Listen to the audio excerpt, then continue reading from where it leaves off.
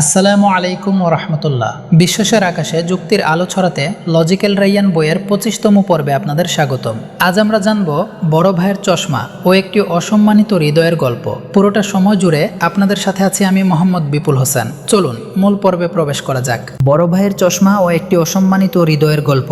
মোজাম্মেল ভাই পকেট থেকে রুমাল বের করে তার চশমাটা মুছছিলেন। আমরা সামনে গিয়ে সালাম দিতেই তিনি গম্ভীর মুখে বললেন, মোজাম্মেল ভাই, রাইয়ান, তোমাদের জেনারেশন নিয়ে আমার বড় আক্ষেপ। তোমরা তো দিনরাত বইপত্র পড়ো, বড় বড় কথা বলো, কিন্তু কাল দেখলাম আমাদের পাড়ার এক মুরব্বী চাচার সাথে তোমাদের বয়সের একটা ছেলে তরতর করে তর্ক করছে। তোমাদের ইসলাম কি শুধু তর্কের মধ্যেই সীমাবদ্ধ?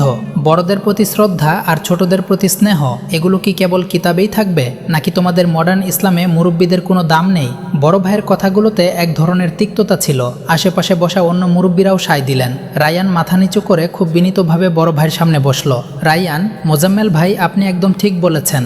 যে তরুণ বড়দের সম্মান করতে জানে না, তার পড়াশোনা বা জ্ঞান আসলে মূল্যহীন। আসলে ইসলামে বয়োজ্যেষ্ঠদের সম্মান করাটা কোনো ঐচ্ছিক বিষয় নয়, এটা ঈমানের একটা অংশ। আপনি কি জানেন রাসূলুল্লাহ সাল্লাল্লাহু আলাইহি ওয়াসাল্লাম এই ব্যাপারে কত কঠিন কথা বলেছেন? মোজাম্মেল ভাই চশমাটা পরে নিলেন। কি বলেছেন? নবীজি সাল্লাল্লাহু আলাইহি ওয়াসাল্লাম স্পষ্টভাবে বলেছেন, সে আমাদের দলভুক্ত নয় যে আমাদের ছোটদের স্নেহ করে না এবং আমাদের বড়দের সম্মান ও মর্যাদা চেনে না। সুনানে তিরমিজি। অর্থাৎ যে ব্যক্তি বড়দের শ্রদ্ধা করে না, সে রাসূলুল্লাহ সাল্লাল্লাহু আলাইহি ওয়াসাল্লামের উম্মত হওয়ার দাবিই করতে পারে না। ইসলামে সাদা চুলওয়ালা মুরব্বীদের সম্মান করাকে খুদ আল্লাহর প্রতি সম্মান প্রদর্শন করার সমান বলা হয়েছে।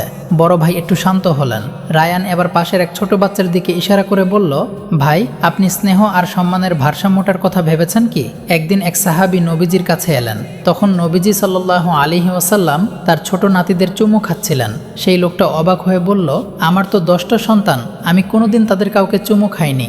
রাসূলুল্লাহ সাল্লাল্লাহু আলাইহি ওয়াসাল্লাম তখন তার দিকে করুণার দৃষ্টিতে তাকিয়ে বললেন, যে দয়া করে না সে দয়া পায় না।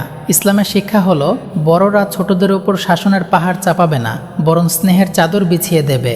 আর ছোটরা বড়দের চোখে চোখ রেখে কথা বলবে না, বরং সম্মানের সাথে কথা শুনবে। এই ব্যালেন্সটা যেদিন নষ্ট হয়ে যায়, সেদিনই সমাজটা বসবাসের অযোগ্য হয়ে পড়ে।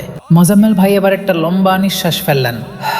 তিনি হয়তো ওনার নিজের মেজাজের কথা ভাবছিলেন। রায়ান ধীর গলায় যোগ করল, ভাই, একটা ছোট ঘটনা বলি। মক্কা বিজয়ের দিন যখন আবু বকর রাদিয়াল্লাহু আনহু তার অতি বৃদ্ধ অন্ধ বাবাকে নিয়ে নবীজির সামনে এলেন ইসলাম কবুল করানোর জন্য, তখন নবীজি সাল্লাল্লাহু আলাইহি ওয়াসাল্লাম আফসোস করে বলেছিলেন, আবু বকর, তুমি কেন এই বৃদ্ধ মানুষকে কষ্ট দিয়ে এখানে নিয়ে এলে? আমাকে কেন বললে না? আমি নিজেই তার কাছে যেতাম। একজন রাষ্ট্রপ্রধান আর বিশ্বনবী হওয়া সত্ত্বেও তিনি এক বৃদ্ধ মানুষের কাছে নিজে যাওয়ার ইচ্ছা পোষণ করছেন কেবল বয়সের সম্মানে। এটাই তো ইসলামের আসল রূপ। বারান্দায় বসা অন্য মুরব্বীরা এবার রায়ানের দিকে মুগ্ধ হয়ে তাকিয়ে রইলেন। মোজাম্মেল ভাই রায়ানের পিঠে হাত রেখে বললেন, রায়ান, আমি ভেবেছিলাম তোমরা শুধু যুক্তির মারপ্যাচ জানো, কিন্তু আজ বুঝলাম হৃদয়ের নরম অংশটা তোমরা হারাবে না। আসলে আমরা বুড়োরা মাঝে মধ্যে একটু বেশি শাসন করে ফেলি, কিন্তু তোমাদের মতো ছেলেরা যদি এসে আদবের সাথে আমাদের ভুল ধরিয়ে দাও, তবে আমাদেরও ভালো লাগে। মাগরিবের পর এশার আজানের অপেক্ষা। তখন রায়ান হাসি মুখে বড় ভাইয়ের কাছে দোয়া চাইল। ও যখন উঠে দাঁড়ালো, তখন মসজিদের বাতিগুলো জ্বলে উঠল। আমার মনে হলো, যুক্তির বাতি জ্বললে মানুষ বুদ্ধিমান হয় ঠিকই, কিন্তু আদবের বাতি জ্বললে মানুষ আসলে মানুষ হয়। আমরা যখন মসজিদ থেকে বেরিয়ে আসছি, রায়ান আমার দিকে তাকিয়ে বলল, আরিফ, যুক্তি দিয়ে মাথা জেতা যায়, কিন্তু আদব দিয়ে কলিজা জয় করতে হয়। সত্য কখনো ঢাকা থাকে না, প্রয়োজন শুধু একটু লজিক্যাল ভাবনার। আজকের 25তম পর্বটি আপনার কেমন লাগলো তা কমেন্ট বক্সে জানাতে ভুলবেন না। ভালো লাগলে লাইক এবং শেয়ার করতে ভুলবেন না। ইমানি পরশ, টাচ অফ ফেইথের সাথেই থাকুন।